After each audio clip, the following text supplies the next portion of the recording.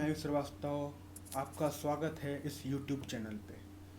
तो video start करने से पहले मेरा आप लोगों से अनुरोध है कि अपने हाथों को सैनिटाइज करते रहें। बहुत ज़रूरी हो तभी आप अपने घर से बाहर निकलें और जाके वैक्सीनेशन ज़रूर करवाएं। 18 साल से ऊपर के सभी लोगों के लिए वैक्सीनेशन 1 तारीख से स्टार्ट हो चुका है। नहीं, 1 तारीख के बाद से 18 साल से ऊपर। तो आप लोग जाएं और वैक्सीनेशन लगवाएं यहाँ पर, और इस कोविड-19 की चेन को कम करने में अपना योगदान दें। तो स्टार्ट करते हैं आज की वीडियो। आज की वीडियो का टाइटल है कि आप कोई भी गवर्नमेंट, स्कूली, प्राइवेट, कोई भी एग्ज़ाम हो उसको कैसे डील करना है। मीन्स आप कैसे आप एक एग्ज़ाम को आप क्लियर करने की आपकी क्या स्ट्रेटजी होनी चाहिए। तो कोई भी एग्ज़ाम हो तो इसमें अधिकतर पॉइंट सेम होंगे। कुछ यदि ऊपर नीचे होंगे तो आप अपने हिसाब से आप उसको अल्टर कर सकते हैं कि आपको क्या सही लग रहा है। तो स्टार्ट करते हैं। सबसे पहले कोई भी एग्ज़ाम ऐसे ही नहीं होता हवा में। उसका एक वेल डिफाइंड सिलेबस होता है। सिलेबस आपको उसकी वेबसाइट में मिल जाएगा। वहाँ से जाके आप उस सिलेबस की फ़ोटो कॉपी कर लें और उसको चिपका लें फिजिकल फॉर्म में सामने, जिससे आपको मालूम पड़ता रहे कि हमें क्या क्या पढ़ना है। वो सिलेबस आपकी बाउंड्री तय करता है। उस बाउंड्री के बाहर नहीं जाना है, अंदर रहना है। उतना आपको हमेशा वो सिलेबस अपने साथ होना चाहिए। आप उसको याद ना करें, बस इतना हो कि मतलब आपको मालूम पड़ जाए। जैसे आप कुछ पढ़ रहे हैं, ABCD कुछ भी, तो मालूम पड़ जाए हाँ इससे रिलेटेड है। कोई भी एग्ज़ाम हो, JEE एग्ज़ाम हो उसका भी सिलेबस, UPSC हो, SSC, CGL, गवर्नमेंट, कोई भी एग्ज़ाम हो सबका एक सिलेबस होता है। क्लास 10th में है उसका भी सिलेबस है, क्लास 12th में उसका भी सिलेबस है। आप सिलेबस निकालें, उसको सामने रख लें। उसके बाद सबसे महत्वपूर्ण भूमिका होती है प्रीवियस ईयर क्वेश्चन पेपर्स की। पिछले आप 10 साल के नहीं, आप 5 साल के तो कम से कम निकाल लें। उसे आप रिवाइज करें, मतलब उसे आप पढ़ के देखें। सिलेबस पहले पढ़ लें, फिर आप प्रीवियस ईयर पेपर पढ़ लें। इसका कारण है, देखिए, जो भी अथॉरिटी होती है जो पेपर बनाती है, तो आप जब प्रीवियस ईयर क्वेश्चन पेपर पढ़ेंगे तो आपको कहीं कहीं उसकी थोड़ी माइंडसेट थोड़ा झलक जाएगा कि वो किस टाइप के क्वेश्चन पूछता है। कोई टॉपिक है, उस टॉपिक से वो किस टाइप के क्वेश्चन आते हैं, किस मतलब उनका पूछने का क्या तरीका है। आपने मान लीजिए कुछ पढ़ा और वो क्या पूछ रहा है, उनके बीच में कोऑर्डिनेशन होना चाहिए एग्ज़ाम क्लियर करने के लिए। अब आप अपनी नॉलेज के लिए पढ़ रहे हैं तो फिर सिलेबस की भी ज़रूरत नहीं है, ना प्रीवियस ईयर क्वेश्चन पेपर की ज़रूरत है। इसलिए यदि आपका मेन फोकस यदि एग्ज़ाम को क्लियर करना है तो प्रीवियस ईयर क्वेश्चन पेपर ज़रूरी हैं। क्यों, वो मैंने आपको कारण बता दिया है कि उससे थोड़ा माइंडसेट पता चल जाता है वो अथॉरिटी का। जो एग्ज़ाम पेपर मतलब हल्का हल्का कह सकते हैं, ऊपर से आपको पैटर्न मालूम पड़ जाएगा किस टाइप के क्वेश्चन आ रहे हैं।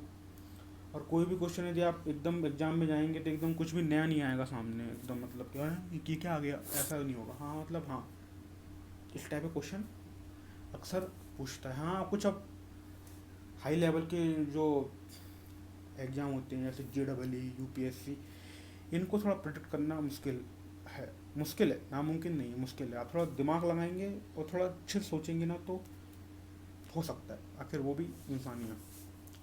उसके बाद आती है बुक्स। बहुत इम्पोर्टेंट, बहुत मीन्स मेजर, सबसे इम्पोर्टेंट बुक्स। बुक्स का चयन आप कैसे कर सकते हैं? आप तो दो तरीके हैं। जो भी सब्जेक्ट है उसमें सबसे फेमस बुक कौन सी है। जैसे फिजिक्स के लिए जनरली लोग क्लास 12th में SC वर्मा प्रेफर करते हैं। मैं जे की बात करूँ तो, यदि मैं UPSC की बात करूँ तो उसमें पॉलिटी के लिए M लक्ष्मीकांत प्रेफर करते हैं लोग बाग। ऐसे ही आप देख लीजिए, आपका जो क्या कह सकते हैं, आपकी जो भी मतलब सब्जेक्ट या जो भी आपका है, उसको आप थोड़ा पढ़ें, उस कि प्रीवियस ईयर क्वेश्चन पेपर देखें, उसके बाद जो बुक्स हैं वो देखें कि कौन सा अच्छी मीन्स कह सकते हैं, मतलब अच्छी बुक्स देखें। मान लीजिए आपको समझ में नहीं आ पा रहा है कि कौन सी बुक्स लें, ठीक है, तो अब आप देखिए वो एग्ज़ाम किसने क्रैक कर चुका है। मान लीजिए कोई एक ए इंडिविजुअल है, उसने एग्ज़ाम को क्रैक कर लिया है, ठीक है, वो कोई ना कोई बुक तो लिखते ही हैं उस स्पेसिफिक सब्जेक्ट के ऊपर, तो उसको आप बाय कर सकते हैं। वो आपको काफ़ी हेल्पफुल रहेगी, कब, जब आप नहीं समझ पा रहे हैं कि कौन सी बुक आपके लिए सूटेबल है। उसके बाद बात करें, उसके बाद बात करी जाए, हाँ बुक्स में एक और, यदि आपने एक बुक चुन ली है एक सब्जेक्ट के लिए, तो उसी का रिवीजन करते जाएं, 2 3 4, मतलब जितने बार हो उसका रिवीजन करते जाएं। समझ जाइए, मीन्स रिवीजन इंपॉर्टेंट है, जिससे क्या होगा कि आपको एक बुक को n नंबर टाइम रिवीजन, ना कि n नंबर बुक्स का एक टाइम पढ़ना, ठीक है। उसके बाद बात करें तो आपके पास होनी चाहिए शॉर्ट नोट्स की एक डायरी, इतनी बड़ी, मतलब अपने हिसाब से देख लीजिए, इतनी बड़ी डायरी हो या कुछ इतनी बड़ी, कुछ भी, मतलब छोटी हो, पॉकेट साइज की, इजीली आप कैरी कर सकें। मान लीजिए आपका एग्ज़ाम कहीं बाहर है, तो आप थोड़ी ना इतनी सारी बुक्स लेके जाएंगे, तब छोटी सी एक, उसमें एकदम क्रिस्प तरीके से बहुत कम, जो बहुत इंपॉर्टेंट है, मतलब समझ जाइए बहुत ज़्यादा इंपॉर्टेंट है, सिर्फ वही लिखें उसमें आप। मीन्स जितना क्रिप्स नोट्स रहेंगे उतना अच्छा रहेगा। मान लीजिए आपका एग्ज़ाम अभी 1 घंटे में है, तो आप पूरा तो बुक्स पढ़ नहीं सकते। मान लीजिए एस सी वर्मा की पूरी बुक्स आप रिवाइज तो कर नहीं सकते, या एम लक्ष्मीकांत पूरी तो आप रिवाइज नहीं कर सकते 1 घंटे पहले। तो आपके पास मान लीजिए 2 या 3 पन्ने, मैक्सिमम 5 पन्ने के लिए नोट्स हैं पूरे बुक्स के, मेन बुलेट पॉइंट में लिखे हुए, तो उसे आप खटाखट जाके एग्ज़ाम से पहले आप उसे आराम से आप रिवाइज कर सकते हैं। ये आपके लिए बहुत हेल्पफुल रहेगा, बहुत।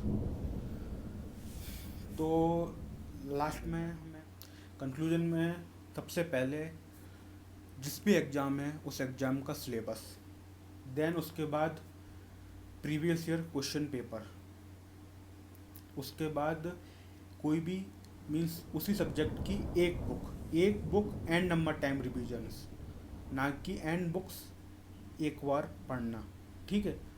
उसके बाद हाँ, कोई भी आप एक बुक्स लेके उसका रिवीजन करें, देन उसके बाद आप प्रिंटेड सॉरी छोटे शॉर्ट नोट्स कॉपी, मीन्स एक बुक मैक्सिमम 4 पन्ने में आप उसको शॉर्ट नोट कर लीजिए।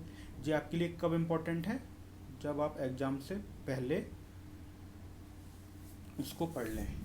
और इस समय अपने हाथों को सैनिटाइज करते रहें, मास्क पहने, 2 गज की दूर से ही बात करें, और अपने फैमिली फ्रेंड्स के साथ बातचीत करते रहें। बातचीत से क्या होता है कि आप अपना थोड़ा सही रहता है, थोड़ा मेंटली भी सही रहते हैं, और इस समय अपने आप को मेंटली स्ट्रांग रहना है इस कोविड-19 से लड़ने के लिए। लड़ेंगे और जीतेंगे, पूरी दुनिया जीत जाएगी इस कोविड-19 से, बस ये समय भी निकल जाएगा।